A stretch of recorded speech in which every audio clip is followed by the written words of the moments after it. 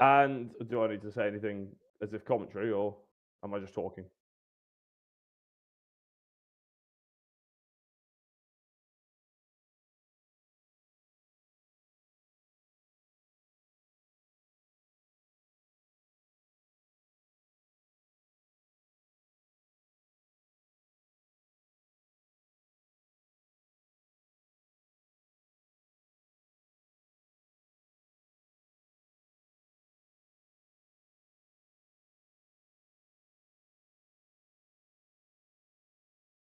Can do, yeah.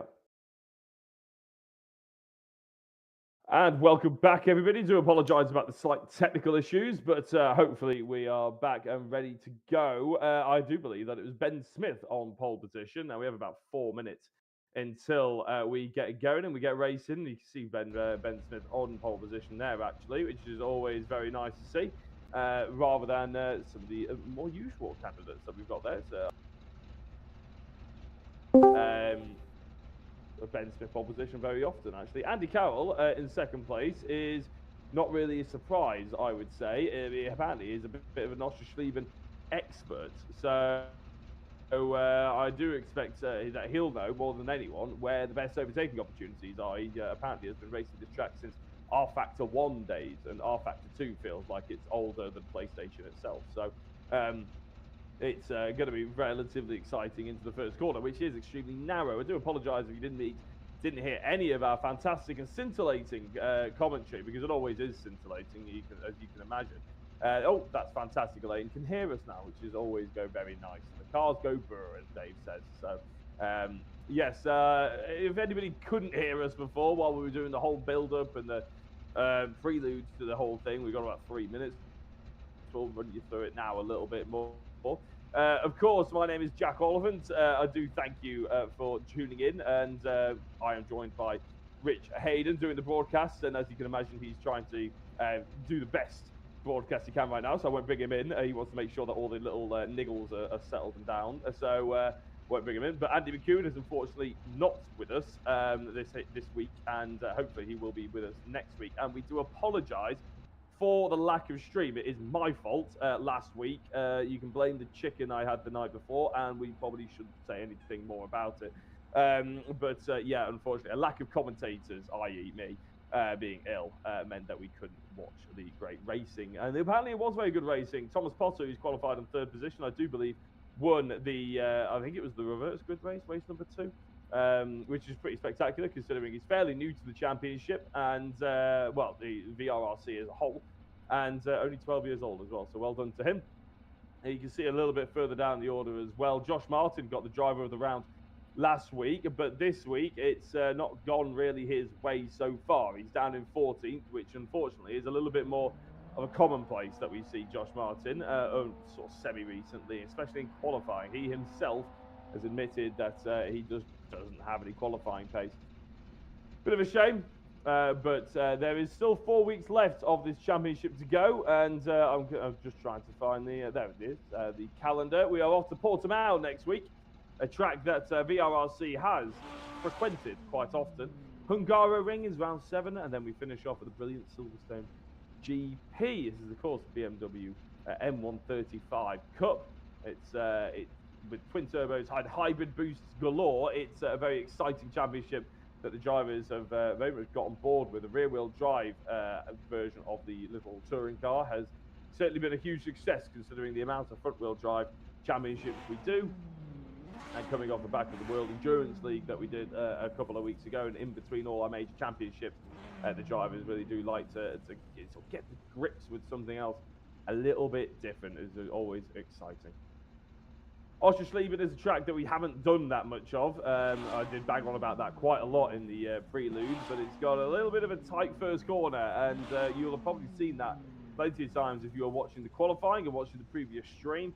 That's going to be very interesting if the likes of Ben Smith gets a little bit of an iffy start. He will start on the outside. He will have the racing line going into that first corner, but if he has a bit of an iffy sort of moment, a couple of attempts down potentially on the reaction, then Andy Carroll could be right up the inside and causing major headaches for the rest of the field. 5 seconds ago, the engine notes are rising. the lights are about to come on, and for the first race here at Oschersleben, for the BMW 135 M Cup, powered by VRRC, we will be racing. Hold on to your sofas, because I'm sure it'll be very exciting. Oh, it's a slow start by Andy Carroll. Thomas Potter actually might have the opportunity to go around the outside. Ben Smith gets a pretty decent start. Lovely run into the first corner. He will have the whole track to play with. The brilliant racing line as Andy Carroll tries to bend off Thomas Potter. Hopefully they all keep it nice and clean. Potter around the outside into the first apex, means he's on the inside for the second, and he gets that second place. I'm sure there are plenty of people in the YouTube chat who are very excited about that one as the young lad gets up into second. That means that Andy Carroll has dropped down. Scott Bugner is also still in fourth place. Oliver Gibson, Joel Last, Jack Smith hasn't managed to make any move further forward, so they were warned about the first corner in driver's briefing, and well, they looked like they heard it. We'll see what the reverse grid brings, obviously, where it's always a little bit more chaotic as Thomas Potter goes a little bit wider, and maybe he's just trying to get that later apex. It's always a bit risky, though. It's more of a qualifying line when you leave the apex basically open for grabs, because you could see a driver from behind so that they go and try and put their car there, and it's just a little bit risky, really, but it does seem to have worked out for Thomas Potter. But Ben Smith is the driver who's really worked out for, hasn't he? Absolutely flown away with this one. For the time being, he's probably got about 3 or 4 tenths of a second to his name, probably even further than that, actually. If you look at it, if you just eyeballing it, that's over half a second, isn't it? He's looking absolutely stunning at the moment. Andy Carroll in third, Scott Bugner in fourth. The top 5 rounded out by Oliver Gibson. Having a look further back and seeing if anybody has made any other kind of moves, notable drivers that we like to keep an eye out on. But as going into the first corner, the first lap is completed, the fight for third place is about to open up, because that was a very, very missed braking zone by Andy Carroll, and that will open up the door for a few of the drivers. Oliver Gibson wanting the inside line on Scott Bugner, and I think he might just about get his car alongside. No, not quite. Bugner gets the throttle down, and there's a big lunge coming from Joel Lask, I think that is, just behind Oliver Gibson. Going to force him out wide, and loses the place as well. Joel Lask gets that move done and dusted. Didn't need any second invitation. Craig Curtis gets ahead of Jack Smith, who has said previously that he's struggling with the weight of this car, which is exactly what we sort of hope to hear, I suppose, the ballast. I'm sure it's not what Jack Smith fans out there want to know. But the weight, obviously, the ballast that we have to keep putting on his car, because it is just too quick, to be honest. And the championship ballast, you don't add any more on that other people would be allowed. But the fact that he is so high up on the driver ranking, and he is first in the championship, means he gets the maximum amount of ballast that we are allowed to inflict on a car. You may well have noticed, wondering why some of the cars are absolutely flying past others and potentially missing braking zones, as you saw Andy Carroll a little bit before. Well, I think it's the hybrid that's causing a few issues with a few drivers who haven't maybe necessarily practiced Oschersleben as much, and then not practice anywhere near as much with the hybrid as well. And missing braking zones can be massively important. Lee Piercy slots at the inside. Oh, there's a turned around. Craig Curtis, actually. He didn't slot at the inside of Craig Curtis. He slotted at the inside of somebody else. I think it was Paul Laramie. Craig Curtis looked like he was parked the wrong way on the apex. He does seem to be got back going now, but he's hurt massively down into 15th place. So Lee Piercy will have to do the work on Brad Smith, who is the Orange Phoenix car. Just missing the apex there, but managed to carry good momentum and hold off Lee Piercy for the time being. Ben Smith and Brad Smith have at least done the courteous thing and separated themselves massively on the track, and do have different liveries now, which does help an awful lot, as Paul Laramie tries to answer back on Lee Piercy. Sorry, Rich, I don't know if I heard you coming in there.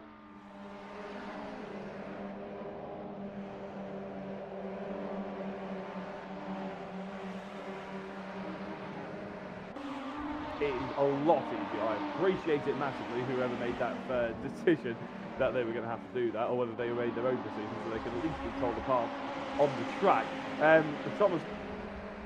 Oh, did it really? Okay, well, fair enough. Yeah, the Phoenix Sim Racing, I suppose, they do love their orange, don't they? So you can understand why Brad Smith was keen on it, and Josh Martin's keen on a move, isn't he? As he tries to sling one up the inside of Lee Piercy, who finds himself moving down 2 positions in a matter of half a lap. It could be 3 in the matter of 1 lap, to be honest, because Nathan Smith finds a nice little move up the inside. He's loose on the exit, though, and almost gets it messed up and back into Lee Piercy, who, there's a big melee as my screen just froze for a second, and Lyle as well. And they all had to get themselves back turning the right way. That did seem like a bit of a hit.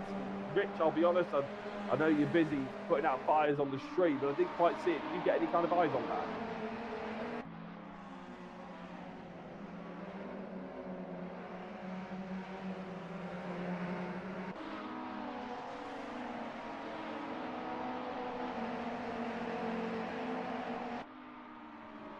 Absolutely will, yes. Sorry, Rich. Keep putting out those fires and making sure the sound is correct. That's the important thing. We'll try keeping our eyes on the race itself. As Andy Carroll still in 3rd place. Sorry, no, he's actually 4th, isn't he now? Scott Puckham's overtaken. Joel Lask is the driver who's on the move though, because he has just put in a purple sector 1. I wonder how much practice Joel Lask was able to put in before going.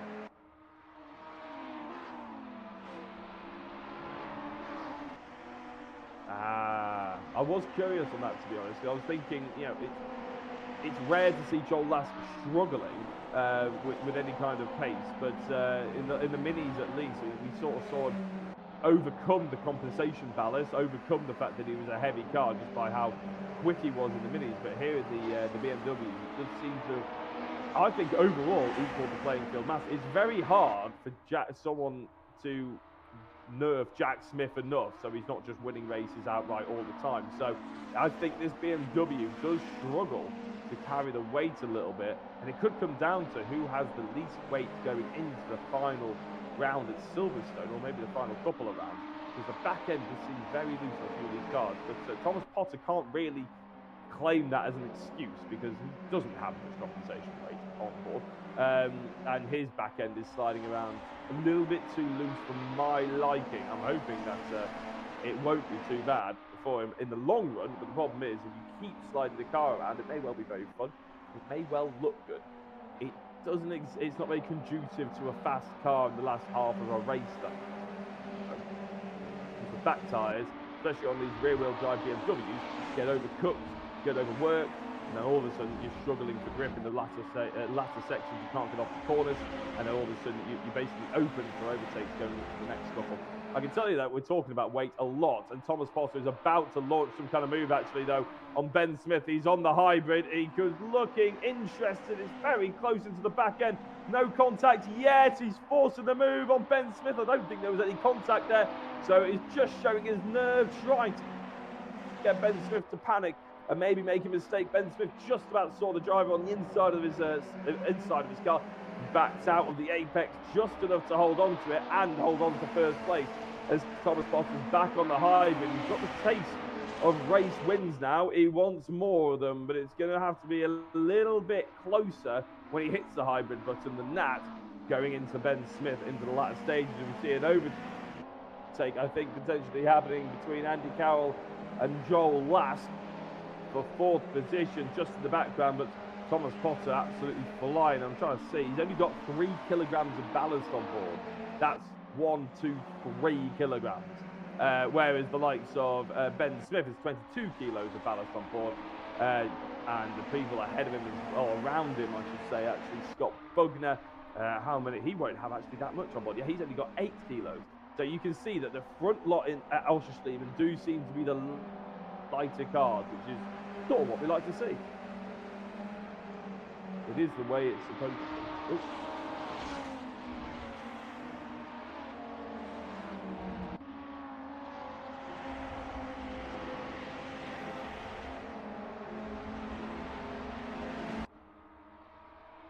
Yeah, I completely agree. And Scott, as we know, has been around VRRC for a long time. He is not shy in making a move, in asserting himself, shall we say. And I know Thomas Potter is trying his best to mix with it and obviously being a bit ambitious himself, but there's a difference between knowing when the move's on and being ambitious and maybe the move not quite being on and yet being ambitious. And it's nice to see Thomas Potter sort of pushing the edges a little bit of what his experience probably dictates. But it's Scott Bugner and Ben Smith you'd probably be looking at and thinking, they've probably got the slight advantage here if you looked at it on paper. But speed-wise, very, very equal. Hybrid-wise, though, Rich, it's not very equal, is it? Because I think Ben Smith, do correct me if I'm wrong, is he on 10 or 11? Okay.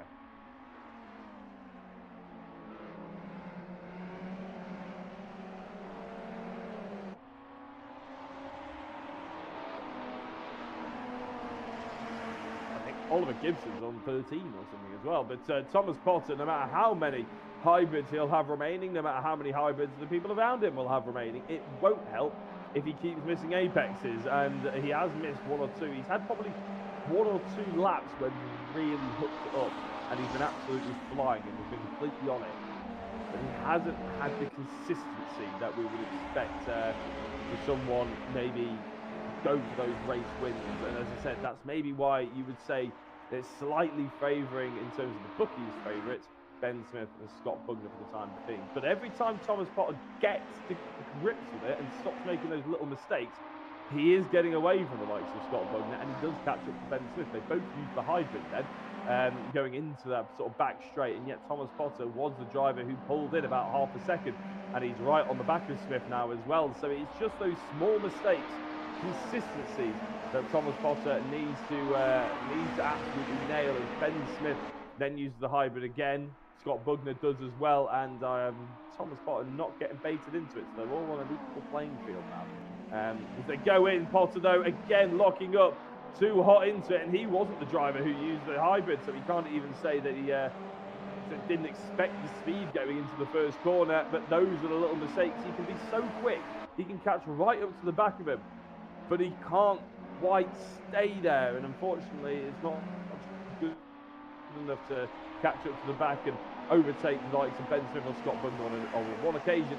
He needs to stay there and force him into a mistake, because otherwise Ben Smith, all he has to do is ride it out until Potter makes a mistake. Looking further. Oh, carry on, Rich, carry on.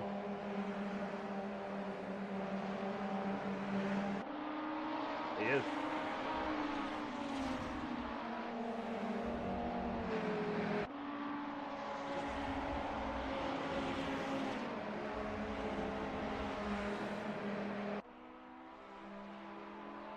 Exactly, yeah, no, I'm completely on board with it, and I could agree with it, but it's almost like, I remember commentating on handball once, and to be fair, racing as well, actually, where you're sort of commentating, you've got to commentate on everybody in the same way. I'll get back to it in a minute, because Scott Bugner is about to launch an attack, and an attack he launches as well, right up the inside into the final corner. Thomas Potter couldn't really do much about it, and Bugner gets straight on the hybrid to try and defend that position going into the first corner, and I think that's going to work into his favour. Ben Smith, in fact, I think this might actually work into Thomas Potter's favour, as long as he doesn't get sort of caught up with the fact that he's trying to overtake Scott Bugner again and try and get into second place. If he can use Bugner to overtake Smith and then get a 2-in-1 sort of deal, and that'd be really key, and that'd be a very mature bit of racing as well. Because whether or not Bugner has the pace on Smith, the only driver that seems to be able to catch up to Smith has been Potter. But going back to the sort of the way I sort of talk about the drivers on the grid and everything like that, in my opinion, he is a young lad. If we were doing a junior championship, he'd be one of the faster, potentially more experienced drivers that we have, obviously, here at VRRC. But you've got to, if you're good enough to race with these, like, you've got to be good enough to learn the sort of mistakes as well and have them pointed out. And I'm sure Thomas is a very mature young lad, because if he's improved this much so far, it means he has to be able to take his stuff to grips. And he's absolutely just got to put the miles in and keep going, because he's clearly quick enough and good enough to be here. Hopefully he can sort of gain that confidence and gain the experience he needs going forward. I feel like it's a bit of a Thomas Potter show so far, but to be honest, he is the driver that has provided the most entertainment towards the front end of this field anyway. And the top three are a very, very close battle right now. We have spoken about Andy Carroll and the likes of Joel Laskin, Scott Bugner, many years. So it's about that time that we get some fresh blood at the sharp end, which is nice. Speaking of other blood that is not necessarily as fresh and is not necessarily at the sharp end either, it's Oliver Gibson and Jack Smith struggling in 6th and 7th place. Oliver Gibson with all those hybrids to the advantage. I thought he was going to actually move forward, but he really hasn't utilised them at all. Hasn't actually been using them. He's one of the few drivers that's still got double figures.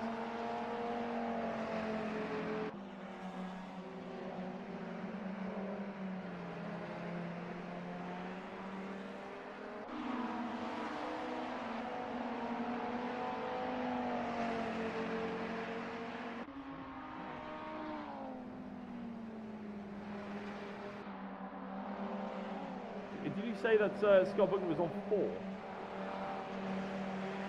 Wow. Okay, so Scott Bugner, at some point, that has to start hurting him. I mean,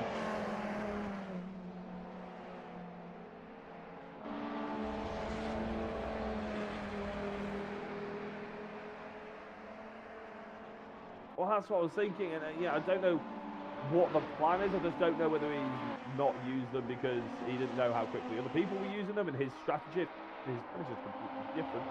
Oh, Thomas Potter. He has. I don't know. I don't know where he's gone.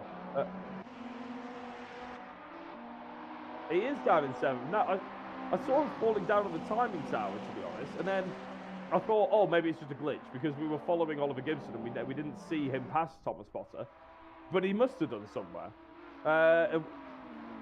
He must have gone wide. Yeah, you're right. I can't see. He hasn't had it coming together with anybody else, as far as we're aware, because everybody else is still there. Yeah, and we haven't seen any damage prompts come up on our timing screens or anything like that, which is normally a good indication of if someone's had it coming together. We haven't seen it. So there is a driver on the left-hand side as well, though. Was that Chris Blakely? Someone's parked from the outside. No, it's a Smith. It's a Brad Smith? I think it's Brad Smith, isn't it? Yeah, Brad. Nathan Smith. Sorry, my apologies. Nathan Smith. I was looking at my timing tower and getting them all mixed up instead of the actual screen. So, the fight for the race lead. We've already established that this is probably looking closer than it will end up being due to the fact that there is a disparity of about 3 hybrid usages to the advantage of Ben Smith. But it's always nice to see a bit of action out there on circuit and a bit of feistiness. And well, Scott Bugner almost sort of trying to throw that fake. I think he was a little bit close. I think it was a little bit last minute. But he was trying to catch the attention of Ben Smith to see if he could put him off or maybe make him miss his braking zone. It didn't quite happen. Ben is an experienced racer in himself. It's Chris Blakey he jumps on the hybrid, so he's just passing Craig Curtis. This is massively close, though. In fact, so close that Ben Smith almost panicked and got on the hybrid before he even got to the corner. That's important, though, because Scott Bugner didn't bother with it. So if Scott is quick enough to catch up to the back of Ben Smith without the hybrid, and Ben has to use it to defend, it could become an even playing field going into the last couple of laps, and that would be crucial for Bugner. If he has any spotters out there, or maybe he's listening to the stream or something, that could be the play that he has to go for. Just not use the hybrids for the next couple of laps. Use his raw pace and make Ben Smith defend using those hybrids. But to be fair, we've probably only got 5 laps left, and Ben has 5 hybrids. So maybe we're bigging something up here, though. It won't really ever come to fruition. I probably do a little bit, but it's all right. 6.5 minutes to go. That's plenty of time. I'll get a drink in 6.5 minutes. I do. If you're offering to take over for 20 seconds, then I will.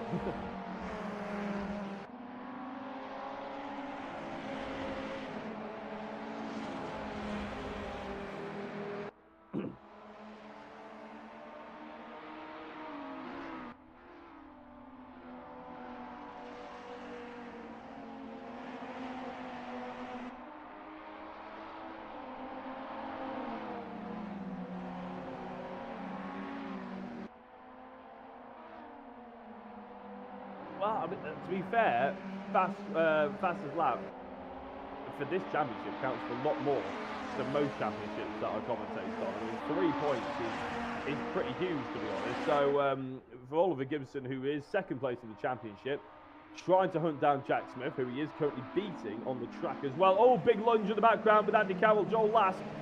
And no coming together or anything. Oh, yes, there is a coming together, and that's Andy Carroll almost spinning round. Oliver Gibson is right there and wanting to get involved. Joel Last trying to nudge him wide even further, and that just goes to show that maybe there wasn't any contact, well, from Joel Last's perspective, because he nudged him even wider. So Andy Carroll maybe just getting a little bit loose.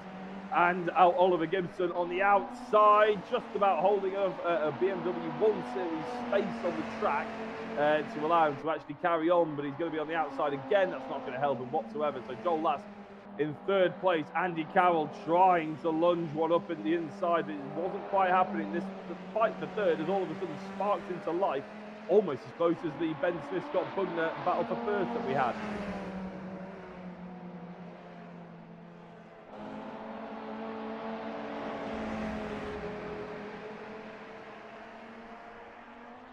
Well, Oliver Gibson is planning on using one of those hybrid usages that we've been banging on about so far. He could have 2 in 1 here as Joel Last. He was going, I think, close to weaving, I would say. I'm not going to say it was weaving. It was close to weaving to try and fend off Oliver Gibson on the straight. But I think Gibson did have to come off the throttle a little bit. He's right up the backside as Andy Carroll goes straight on. No, he doesn't. No, he doesn't. Internet thought he did, but he didn't. Yeah. That's always a heart-stopping moment. If that happens in real life, it's a heart-stopping moment in the obviously esport world. It can just be a glitch. The fight for third, what is it? Ben Smith with 3, Scott Bugner with 1, Joel Last with 1, is it not? So Oliver Gibson is the person. I mean, the betting is really on what can Oliver Gibson do? Where can he get up to be honest? Because could he get? I mean, the likelihood is we're expecting him to get third. Because Joel Last. Ooh.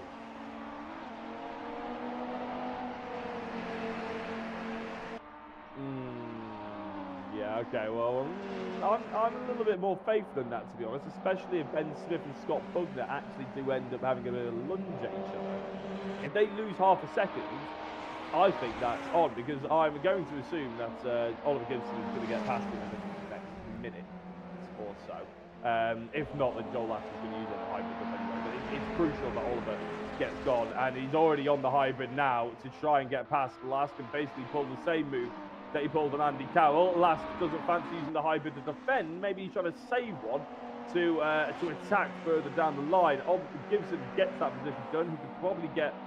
He probably needs to go on the start-finish line here and use another one to try and bridge that gap between himself and Scott Bugner, and also not get lunged by Last. Let's see as he goes round the final corner. Does he get straight back on it? Yes, he does. Yeah, Oliver Gibson trying to pull about half a second as the gap between Ben Smith and Scott Bugner has finally opened up to well over a second. I think it's nearly a second and a half. And Oliver Gibson, as there you go, visually sort of pulls the gap on Joel Last for the time being. Now, Last versus Carroll can reignite, but actually I think the real fight that we're having to look for is Oliver Gibson trying to catch back up, because there is 2 seconds, isn't it now, between him and Scott with 2 minutes to go. We see a lot of love in the YouTube chat. In fact, there's also a lot of, I don't know whether it's bickering or conversation between Dave and, well, everybody else, to be honest. He likes to make look. I'll get to that in a second as we have to lunch it. Not going to get too excited about it this time because there we go. Pop back. But he's doing a really fun drift, but is Oliver Gibson is the right place, and he's not cross-country skiing. In fact, everybody seems to be having a bit of a problem, but I think the driver's perspective, they'll all be fine. It's just a little bit of a connection issue towards the back end here, but we can see in the background that potentially there may well be a legitimate pass between Joel Last and Andy Carroll going into that final sort of back straight.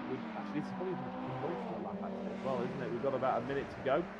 As Andy Carroll in 4th place, does have Joel Last crawling all over the back, as Andy Carroll did make that move and get himself into that position. And we are going to have one more lap with Ben Smith on the hybrid. Scott Bugner now doesn't have any left. Oliver Gibson does, and he's using it as we see Joel Last and Andy Carroll. Carroll on the hybrid, I think on the inside as well. That is Carroll on the inside. Yes, it is. As Last may well have to just give this one up, as he is late on the brakes, but he did get hung out a little bit to dry. So if we keep...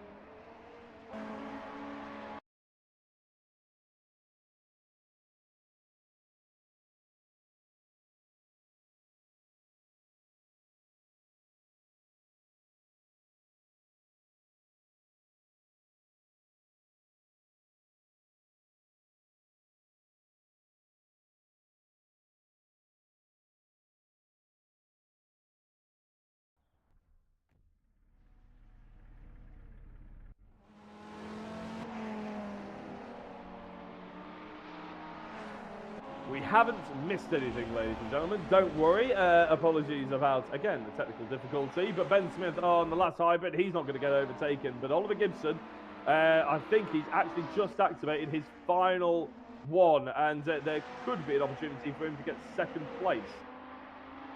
It's going to be a bit dicey, though, as Ben Smith, with one remaining hybrid, has really been the standout driver. I know a lot of people will be saying it's a shame they didn't quite have the fight that we were promised with Thomas Potter, and that Scott Bugner used too many hybrids early on. But Ben Smith absorbed all the pressure, and a race victory will go his way as a consequence.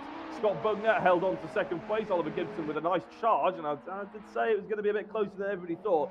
He ended up in third. Andy Carroll in fourth, overtaking Joel Last towards the end there as Thomas Potter rounds out the final corner and will take sixth place. Not as good as he was hoping. A lot learnt there, though, I imagine, from the young Teapot. Chris Blakey was in seventh, with Josh Martin in eighth. Craig Curtis in ninth in the end, actually, which is pretty good considering he was well down in 16th place at one point.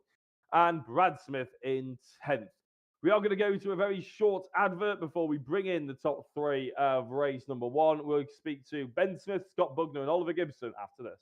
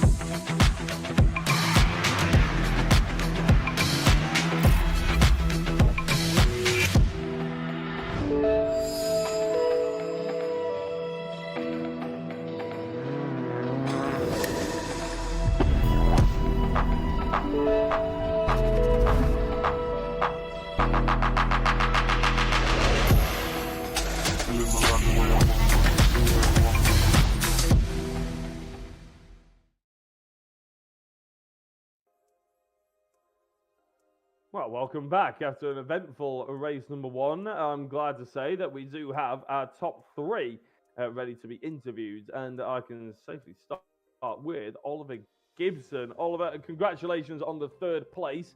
I have to say, that race, I thought you'd forgotten how to use the hybrids. So did I. No, I don't know how many laps was it. I have no idea, but I thought it was going to be more than 15. So I saved it for the first few laps, and obviously that's why I lost some positions, and then I just kept using them after that, lap by lap, and then at the end I realised my maths was wrong, and I had about 6 left, I think, and I was like, oh, here we go. So I was just using it on the main straight and the back straight, and then yeah, I just saw Joel, I think, run out, pushed a pass. I was like, oh, there we go, that's a podium. So yeah, it was a good strategy, even though it was a bit messed up, but I'm happy with it. I was going to say, I think I'm hoping all that maths revision went to good use, you know, on the exams rather than what you were doing in that race then. But it's great to see you back on the podium, Oliver. Obviously, I don't know if you got one last week or anything like that because we weren't here, unfortunately. But second place in the championship. Really, though, I mean, obviously Jack is struggling with that weight, I'm assuming, on board his car. You're picking up some really nice points, aren't you, last week and this week? Yeah, it's not been bad. A few times I've been quite lucky. I think definitely last week in race 2, I was quite lucky with incidents in front of me, and I was just picking my way through. And then previous rounds, same again, really, except for Assen, which to be fair, race 2 was quite lucky as well. Race 1 wasn't the best, but yeah, good points. That's all I could ask for really. But I don't know what happened to Jack this race. He was right behind me, and then he must have hit the wall or something at the chicane. But yeah, so he's starting 6th for this one. So yeah, that weight is, I think, really affecting him. So I'm just hoping I stay 2nd and I don't get any more, because otherwise I will be in the mud, I think. I was going to say, is that a case of timing in terms of championship? You know, going into the penultimate round and the final round, you really don't want that weight on board, and if anything, you'd like to be the underdog rather than the person leading because you don't have that weight. Yeah, exactly. You know, I've been quite lucky really with my weight. I've sort of stayed around the same margin. I think the lowest I went down to was about 27, and I'm on 35 for this one. So mine's not been too bad. So I'm just hoping. Yeah, I'm just hoping the weight sort of stays the same, but it depends after this round. It depends what Jack does in this race, because they look like quite a poor one in the first one. So in a weird way, I hope I stay 2nd, but you never know. You never know. Well, that's the good thing about motorsport, Oliver. You do never know. Good luck for race number 2, and well done on the 3rd place. Cheers, thank you. Right, so Scott Bugner is the driver who got 2nd, and were you feeling a little bit sweaty at the end there, Scott? I was, yeah. I used a little bit too much hybrid at the start, and then I kind of shot myself in the foot really, because I then realised I had a bit of pace, but I'd used kind of a bit too much, and then I think the leader was Ben was quick enough to get away and had a bit more hybrid than I did, I think. But yeah, it was really good. He kept making a few mistakes, so I was trying to get close enough, but I didn't want to keep using more and more hybrid. But then towards the end, I saw Oliver go up to 2nd, 3rd, and I thought, oh no, I've only got 1 lap left. This is all I need. And I know he's good with his hybrid, so yeah, I mean, it's under control, but one mistake had got me. So yeah, no, it was good. It was good pace. I think this one might be a bit more tricky because it is one really hard track to overtake. I was going to ask you, to be honest, about another driver actually, which was Thomas Potter. We didn't see what happened to him. Did you have any idea? No, I think I got him up the inside into the last corner. Yeah, saw that. Very nice move, by the way. Well, I didn't want to rub it in, you know. No, yeah. So I got him, and then the next minute, I think just before the corner, just before the far chicane, he disappeared. So I don't know if he hit the curb and lost it. I'm not too sure. But he had really good pace, to be fair. So good on him. It's a shame about that. It could have been a good podium for him. But yeah, I'm not too sure, Jack, if I'm being honest. No worries, no worries. You said that you did have good raw pace in the end. You know, a bit of a hybrid usage or tactics or whatever you want to call it, and it would have been a potential race win. Are you confident going into race 2 that at least you've now got a really good pace behind you as well if you do get a bit of free air? Yeah, I think, you know, I don't like to sound too big-headed, but I think I was probably one of the quickest, if not the quickest out there. I don't know who got a fastest lap, but yeah, it felt good. Obviously, Ben behind me, but you can't. It don't matter how quick you are in these second races. It's all about getting through the mayhem for the first few laps, and like I said, there's only really 2, maybe 3 possibilities of overtaking here, but it's hard. So you don't want to be making contact and getting a slap wrist from Rich on a Monday night. And he will slap the wrist. He'll crack out the whip if you do it right bad enough. Well, I haven't been in the stewards office this season, so maybe I'll do one. I don't know. Keep it that way, Scott. I'm sure. Right, fantastic. Well done on the 2nd place, and good luck for race 2. Thank you very much. And our race winner, Ben Smith. You absorbed all the pressure there, Ben. Big congratulations. But I imagine that was at certain points rather sketchy. Oh, I was really feeling the pressure there, to be fair. Thomas really had me on the ropes at the start, and then he dropped off, and I was thinking, I can relax now. But then Scott just picked up some proper pace, and I didn't have any answer for it. But I think, like he said, he used a lot of the hybrid early, and I saved a few of mine, so I was able to pull away in the end. I was going to say, just to rub it in, you also finished with 1 more, didn't you, as well? You actually had 1 left in the locker. So did you do the maths? Did you do what Oliver sort of admitted he failed to do and sort of plan that out? Yeah, I had tried to plan it. I definitely wanted 2 for the last lap. That's all that I'd planned for, because there's really what I learned from Potter is that they're the only two places where the hybrid really comes into play, and he would have had me on a couple of occasions if I didn't sort of retaliate with using mine. So as long as 2's on the last lap, I think I was all fine and dandy. Well, you were fine and dandy. That's a bit of an understatement, to be honest. Ben, Oschersleben, you didn't have to do any overtaking in that race. That's not going to be the case in this one, is it? I guess that meant you didn't really learn where you can overtake. Is this a make it up as you go along sort of situation now? Yeah, I think very much so. I've raced the track a little bit before, but not a whole lot. And my previous experience with these reverse grids this season has not been great, apart from Zolder. So I just want to stay out of trouble, maybe hang back a bit at the start and hope for the best. I've mentioned to Oliver Gibson the championship standings. It would be rude for me not to mention it to you either, being third in the championship and only 15 points behind Jack Smith. Obviously, Jack's not having a particularly good round. I mean, that could change after race 2. We know what he's like. But you and Oliver are having good rounds and everything like that. You don't count yourself out of this championship, do you? No, certainly not. I think Zolder I peaked and then sort of trailed off a little bit, but hopefully I can now pick it up again and do a few more laps and hopefully stick right at the front and maybe even take the win. Who knows? I love the confidence. Love the confidence, Ben. Good luck for race number 2. You got about 2 minutes left to go, so I'm going to let you go and get a cup of tea, or not a cup of tea, a wee or something, or whatever you have to do to prepare for the next race. And hopefully we'll speak to you afterwards.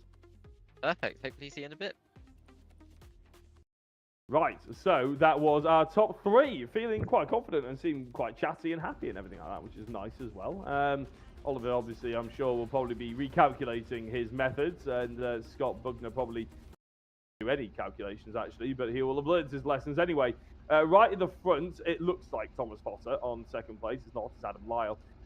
With Lee Piercy, who we saw in a little bit of the wars as well. So the rundown of the top 10 to start with will be Lee Piercy on pole position. Adam Lyle alongside her, I think. Is that Olivia? It is, yeah.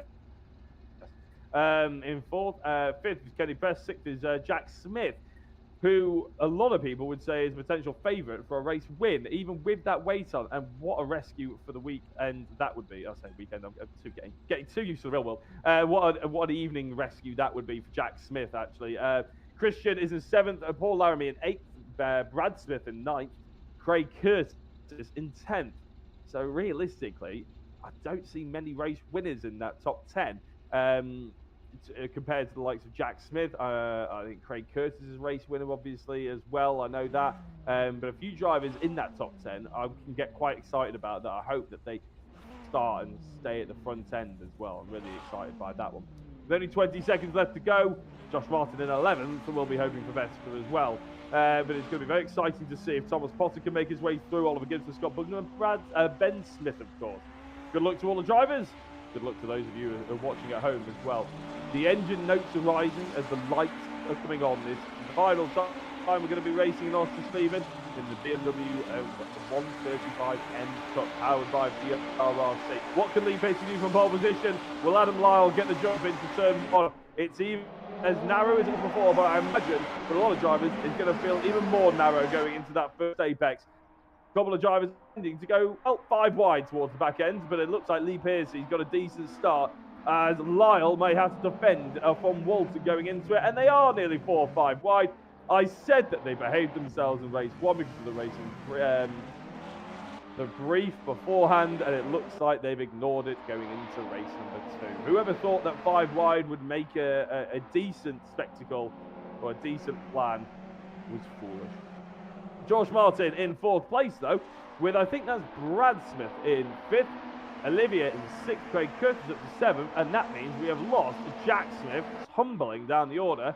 Thomas Potter's moved up 1, but Josh Martin from 11th place on the grid up to 4th is an illustration of the carnage that did ensue just inside that top 10. Lee Piercy, Adam Lyle, Stuart Walton, Sam Walton. I always say Stuart. I used to have a teacher called Mr. Walton. His first name was Stuart. I do apologise for Sam. Well up ahead, but Sam Walton has just fallen off the circuit multiple times and will not rejoin it where he left it. He is dropping well down. He'll drop outside the top 10.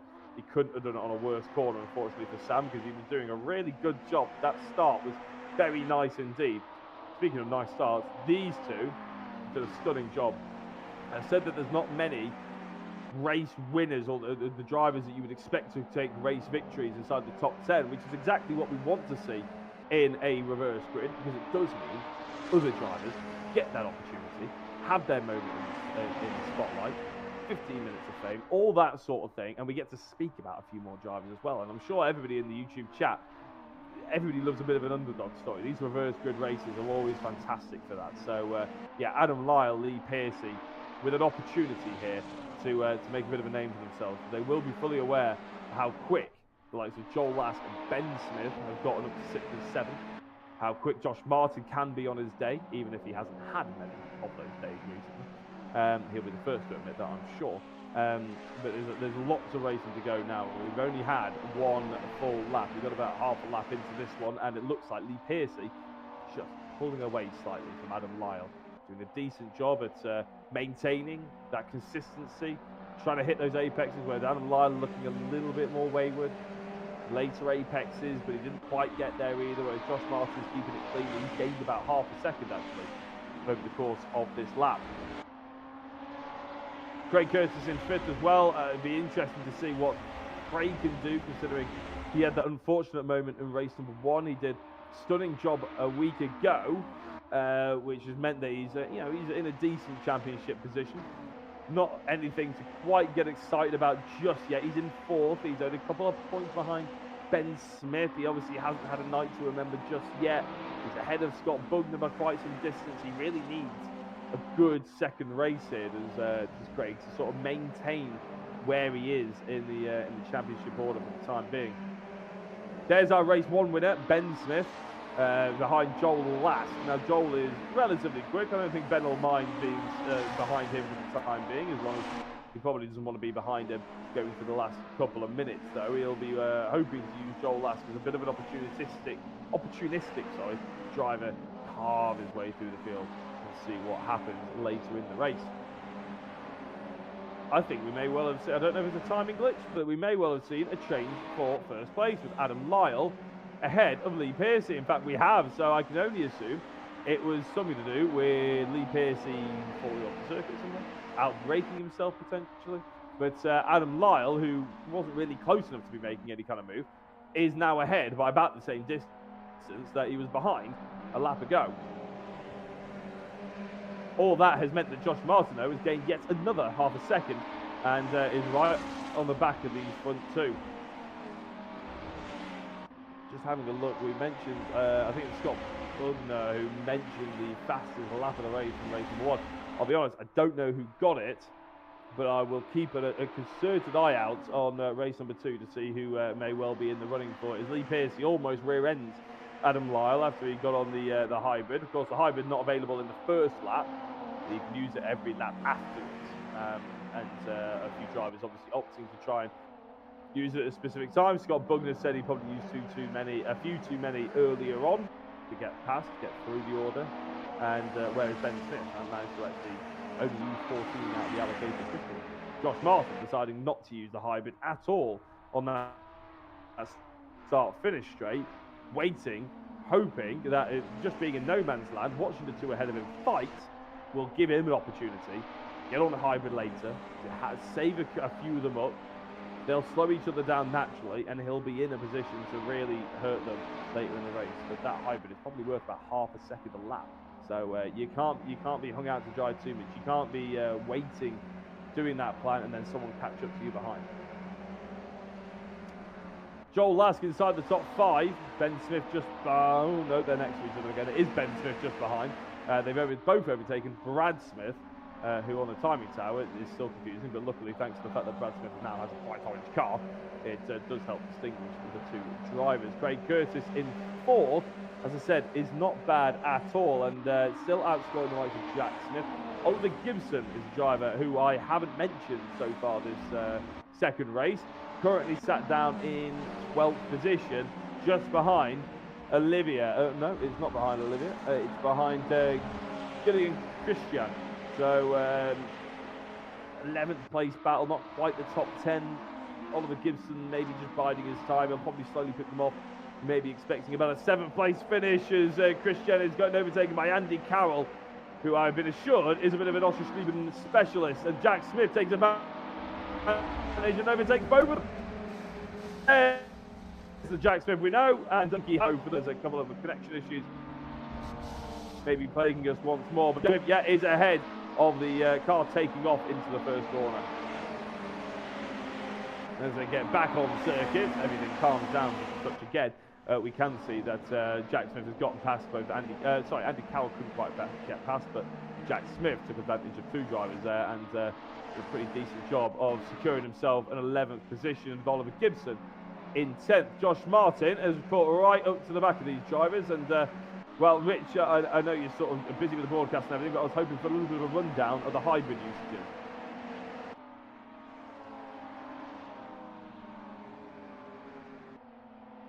Wow.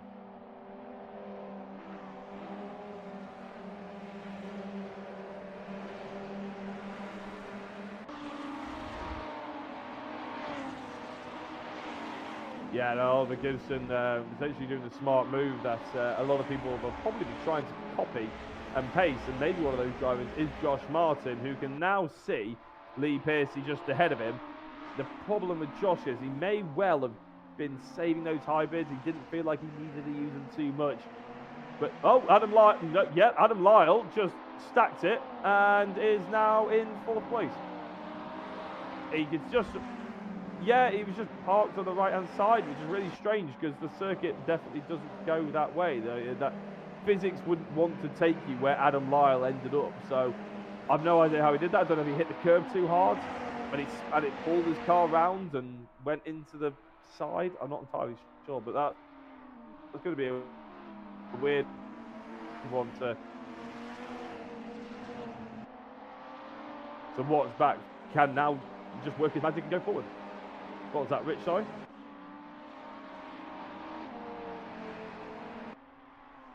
It was, yeah. As I said in the early stages, it was an opportunity really for Lee Piercy and Adam Lyle to have their moment in the spotlight, sort of thing. And I think, to be fair, they had a decent moment, but I'm sure both of them would rather sit on the top step of the podium than just lead or be in the mix for the first 10 minutes or 9 minutes or whatever it was. But Lee Piercy's still doing a great job.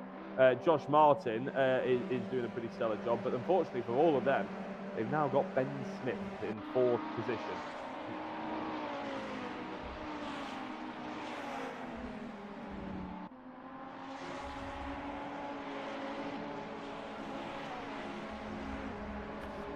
My prediction would be Ben Smith to get the race victory based on paper, but I'm also interested to see now he's gotten through maybe people.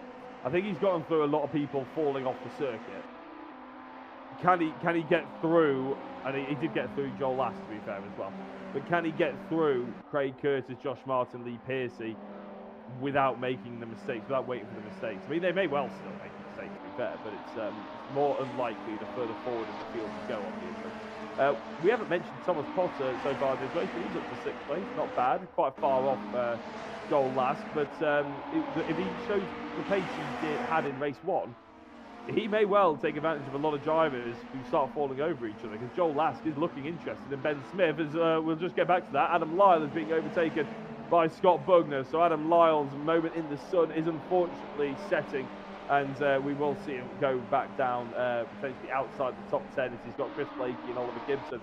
But just one last word on Adam, he did do a great job in the first 10 minutes, so hopefully we'll see reverse grids with him right at the sharp end again, and without it ending in a bit of a sour note, shall we say. But yeah, as I was mentioning there, Rich, the Thomas Potter, he's if he shows us just as much pace as he had in race 1, he could have an opportunity.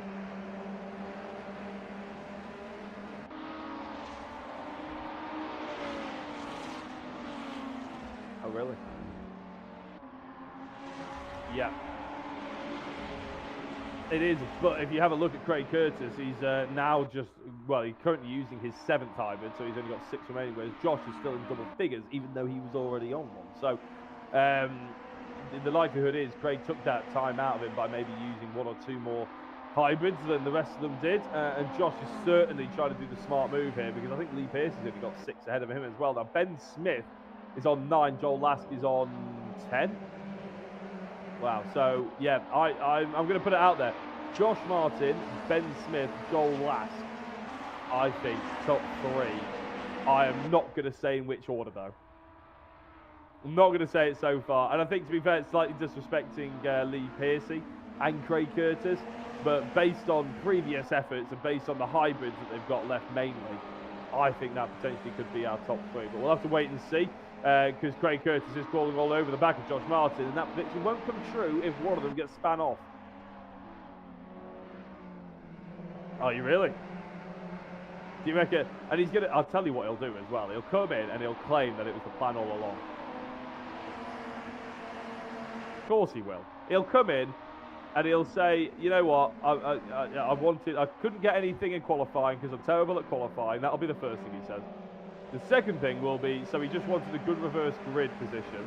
And the third thing was, it all came to plan. That'll be the structure of the Josh Martin interview. I can pretty much guarantee it.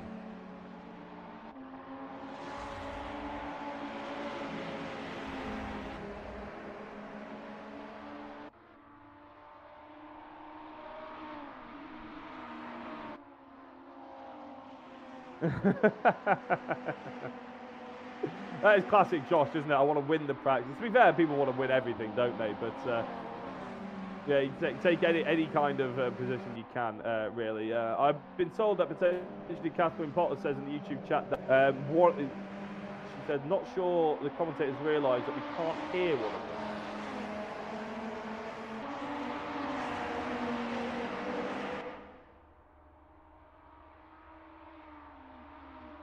Oh, well, I'll give it a good go. It's always nice to have you in there, Rich. Catherine, if it is the case of, can you hear me or can you hear Rich, do let us know which one in the YouTube chat as well, please, just so we can get those little niggly bits just sorted out as best we can. Josh Martin, 0.7 seconds away from Lee Piercy, but look behind, because Craig Curtis, Ben Smith, and Joel Lask are all starting to fall over each other. Craig Curtis now being overtaken by Ben Smith. And that gives the opportunity to Joel Lask to potentially get through as well, but it also means that Ben Smith could pull further away and could start reeling in Josh Martin, and that would be potentially. Oh yeah, there we go. They can't hear Rich apparently. Sorry, Richard. Oh, Richard. Oh, don't like calling him Richard. It makes it sound like I've got Richard John Neal in the booth. No, bit of a shame there, but. Luckily, I mean, Rich was obviously giving us lots of insightful twaddle, so don't worry.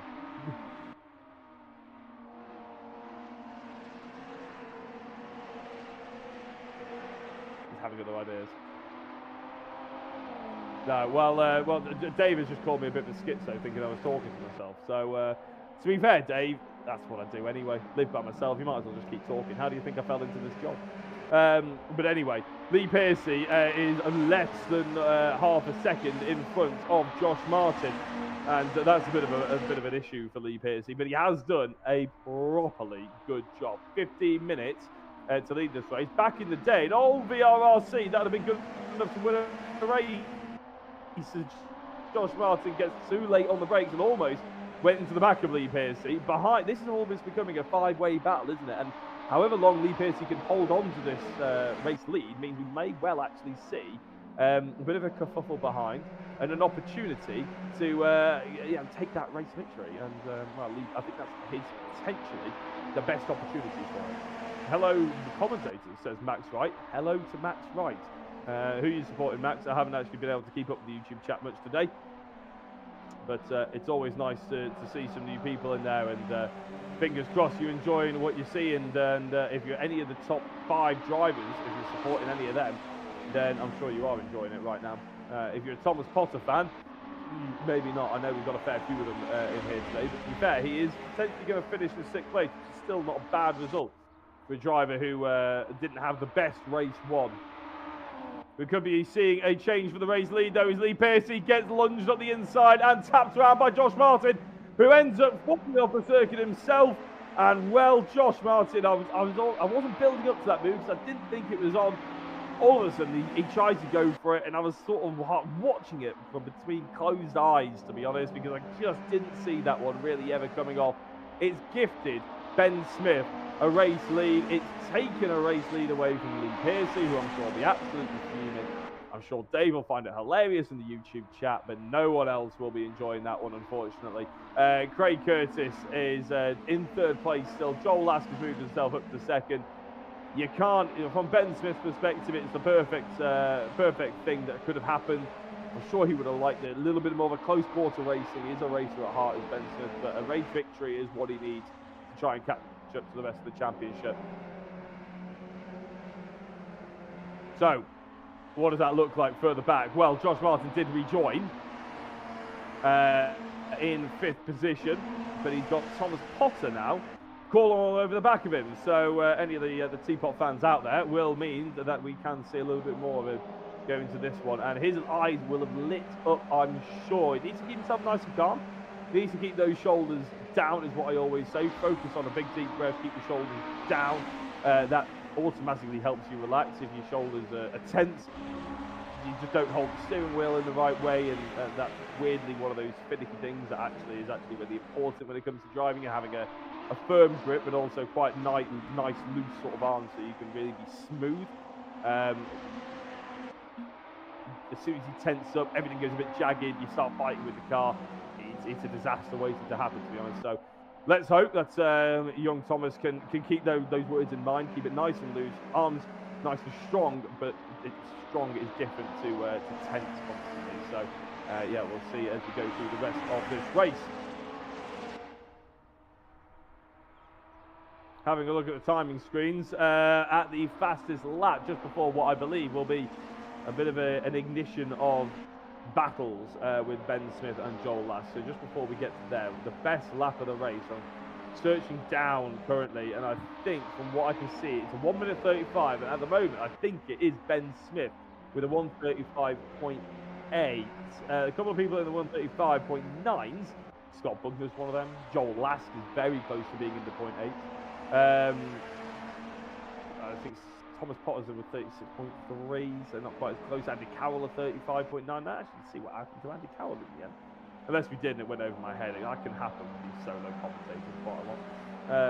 But yeah, Ben Smith taking an extra 3 points as well as potentially 2 race victories.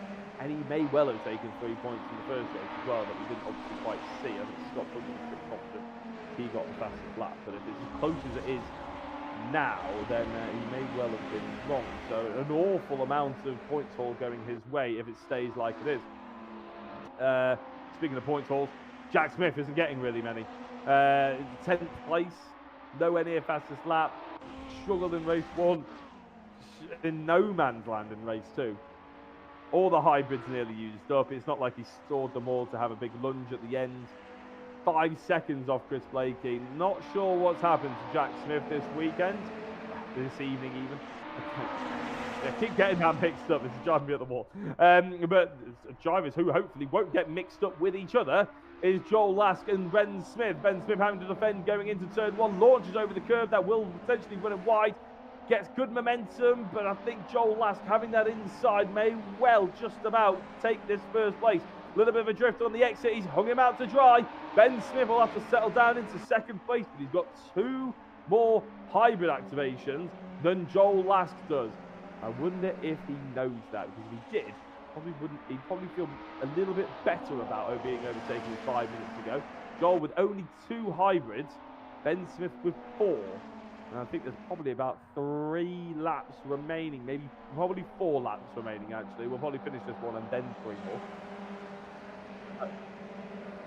Craig Curtis is still in 3rd, yes. So the ghost of Rich Hayden is telling us that Craig Curtis, yeah, absolutely is still in 3rd and probably going to keep hold of it, because Lee Pearcey, who after being nudged off by Josh Martin, is in 4th place still, but only has 1 hybrid remaining. Now their old foes are back at it again, and Josh deciding to try and go around the outside, then go to the inside, see what happens. Scott Bugner's there for taking as well, and Josh Martin is a little bit more legitimately at the inside of Lee Pearcey this time, and Lee smashes the curb. Has a great move by Scott Bugner. Oh, this could be an absolutely worldy move by Bugner if he can get both of them. Can't quite do it there. Going into the final corner, there was a BMW 1 Series space through the middle of Lee Pearcey. Josh Martin. Pearcey gives him a nudge. Josh Martin goes off.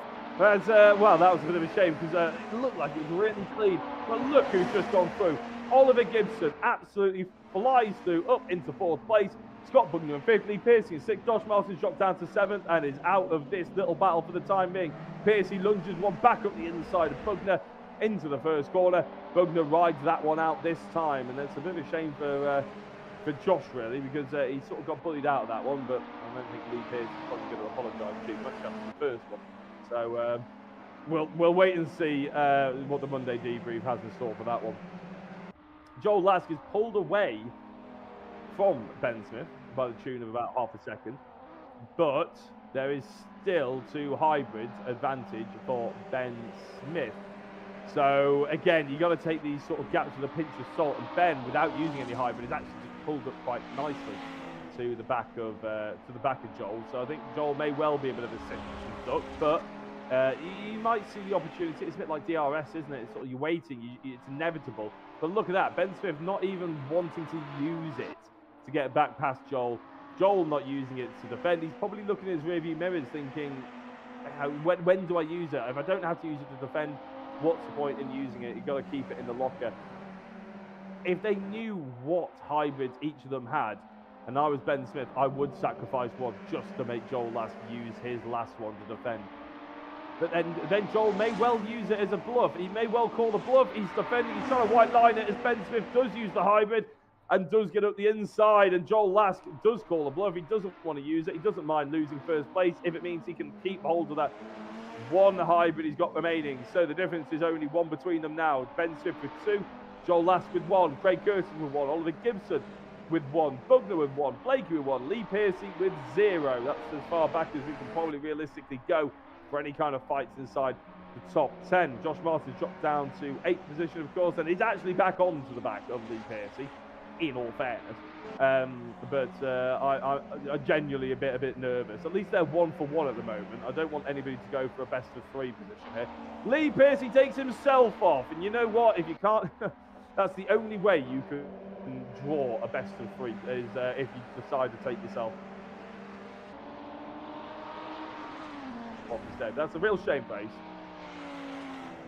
And if it wasn't for the fact that he got a little bit of contact, it wasn't for the fact that maybe there was a bit more contact later in the race, he would be thoroughly on for one of my driver of the rounds as well. But yeah, a bit of a shame that for Lee Piercy. I think there's probably an obvious candidate who's going to be top runner for driver of the round, and they haven't won it yet so far this season. My vote, I know I'm supposed to put this in the YouTube chat, in the Discord, but my personal vote, and Rich has a vote as well, and we will discuss it in the Discord, was probably going towards Ben Smith, because I haven't seen him make contact.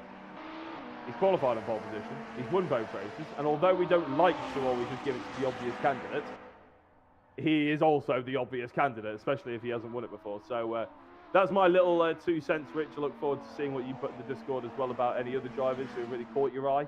And any drivers in the YouTube chat as well, actually. If anybody out there has sort of caught your eye as well. I know a lot of people will probably be voting for their favourite driver, but it's one of those, if you can put your objective hat on and see who's been the most impressive, who's got you out your seat, who's been the driver who's really entertained us so far this season, and do let us know who you've enjoyed watching so far. The clock timer has ticked down to 0. That means the next time round that Ben Smith sees the start-finish line, he will also see a checkered flag being thrown across it. And, well, who can argue with Ben Smith's dominance this evening? A couple of drivers have tried to have answers. They've all fallen by the wayside, and I said that we might well speak to him after race 2, and as long as he doesn't shuck it off in the last half a lap, I think we may well end up seeing a double race winner here at Oschersleben. Oh, there we go. I've just heard a participation from Rich. I don't know if you guys heard that one, but we will reveal all. Sorry? No, yeah, we don't think you heard that one from Rich, but so it's we will reveal all of what the discussions we've been having behind the scenes in a couple of minutes' time. In fact, why not announce it now? The perfect way to wrap up this round at Oschersleben is driver of the round Ben Smith taking the race victory here for the 2nd time this evening. Joel Lask was in 2nd, Craig Curtis ended up in 3rd, actually, rescuing a bit of a sorry night for him, as Oliver Gibson in 4th, Scott Bugner in 5th, Chris Blakey in 6th, Josh Martin 7th in the end, Jack Smith ended up, in 8th, actually. So not the end of the world, but nowhere near his standards, and especially picking up points. He probably will lose some weight now, though, at least, which will probably be a blessing in disguise. Lee Piercy in 9th. He was definitely one of the drivers that was on our screen the majority of the time. And Andy Carroll, the Oschersleben specialist, didn't quite have the round he was hoping for. He ends up in 10th place. We're going to go to a quick advert now before we get chatting to Ben Smith yet again, Joel Lask and Craig Curtis in a couple of minutes' time.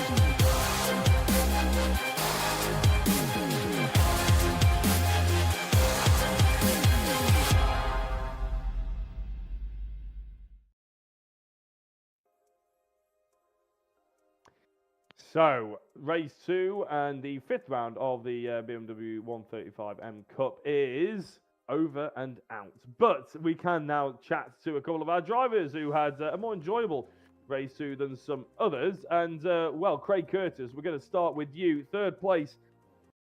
That was a hectic series of events, wasn't it? I mean, you managed to keep your nose clean, the best of all, probably. But talk us through it from your perspective. Yeah.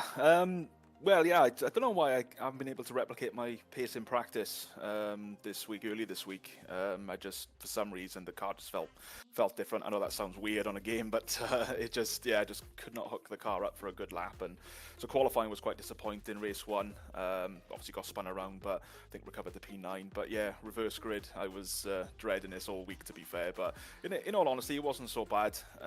Managed to avoid, and I think I was in the top 7 or 8, and then just slowly worked my way through the pack. And I think it was Josh and Lee up ahead, and then I had Ben and Joel then behind me. So I thought, well, do I look at my mirrors or do I look ahead?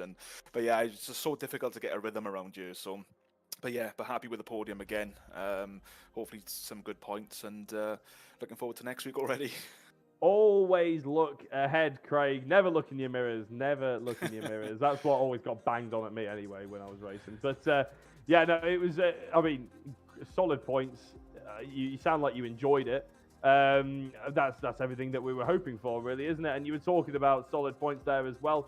You're on 138, and I can tell you that is still within, well, it's 18 points behind championship leader. You're still in 4th, but it's been a good evening for you, hasn't it? I mean, you've caught up massively to the likes of Jack Smith. You're only, I think that's 7 points behind him now. So that's good company to be keeping. Yeah, I mean, I'm surprised. I think since the start of the championship, how high up I am. To be fair, I've altered my nickname to Nosebleed on the Discord chat because I've never been used to being this high in the championship. So I was wondering what that was about.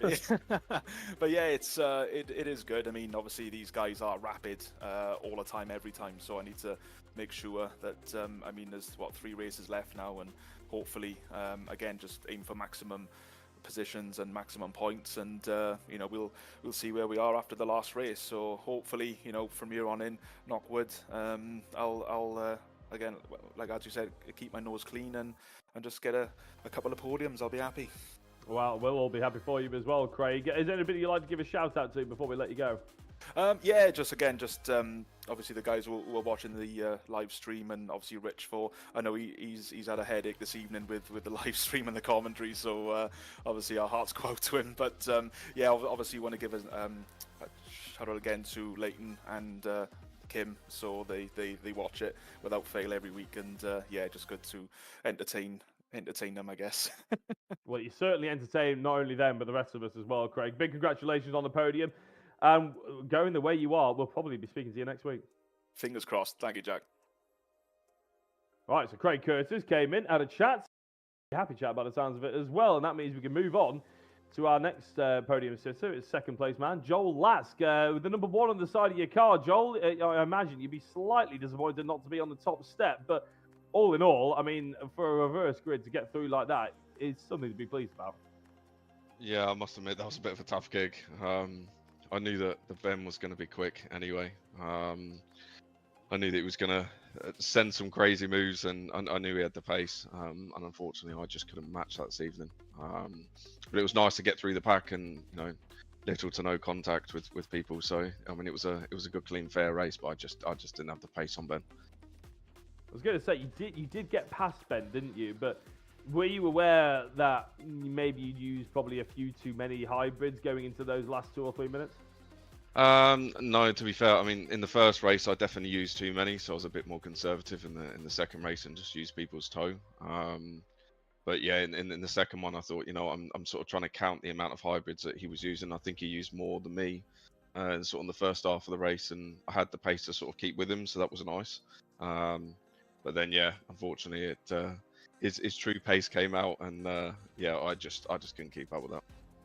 Phoenix Sim Racing is somewhat dominating the championship in a lot of ways in terms of the numbers on the grids, and we've seen waves of different teams come in with plenty of drivers and everything like that, and it looks like Phoenix are coming in strong with a whole host of drivers into VRRC. It's nice to see that, isn't it? What's it like to be that part of that sort of little sub-community in amongst the VRRC community? Yeah, I mean, it's lovely. Stu's done a lot of work with the team and helping and supporting to make people faster, and help out with setups and things like that, and put on a good show. I mean, yeah, look, a bunch of quick drivers that are up and coming. It's great to represent them and represent Stu and what the team stands for. So yeah, it's been good.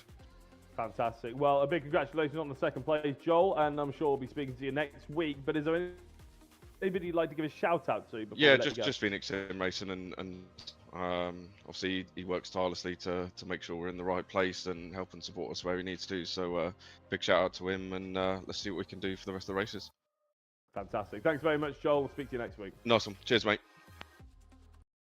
So, Joel, Lask gone. That means there's one more driver to talk to. It's a driver we've already spoken to a fair few times this evening. It's Ben Smith. Ben, big congratulations on the race win. I mean, you probably weren't expecting it because no one ever expects it after a reverse grid, but you managed to survive the carnage. You managed to get your way through, and the pace shone at the end there, just like Joel said, a perfect evening. Yeah, it couldn't have gone better, really. Even nicked the fastest lap on the last one as well, so I'm really happy about that. Yeah, like you say, I managed to avoid the carnage near the start. Lap 2 or 3, I almost killed Joel, and I was into the first corner, massive squeaky bum time there, but just about managed to keep it out of him. And then me and him had a nice fair battle, to be fair. Quite enjoyed it, and thankfully came out on top. Well, I can safely say that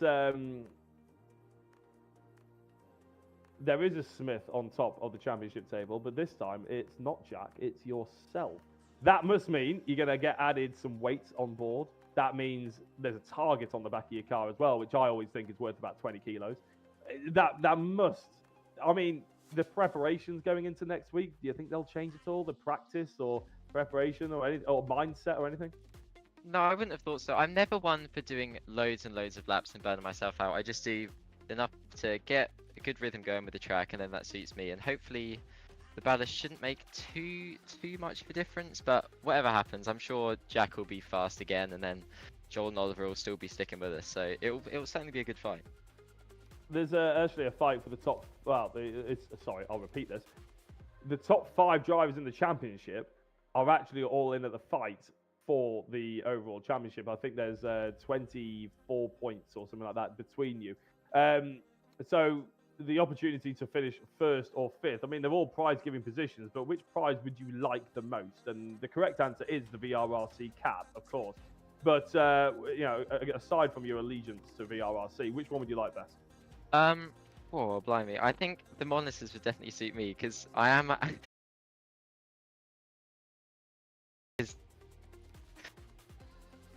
don't know.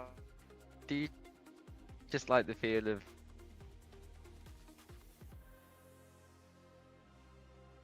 the space for a proper rig in my room? it's just nice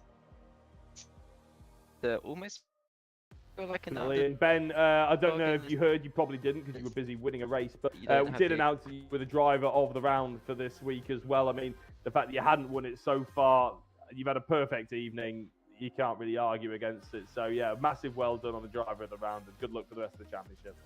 Oh, that's great to hear. Thank you very much. Cheers, guys. Right.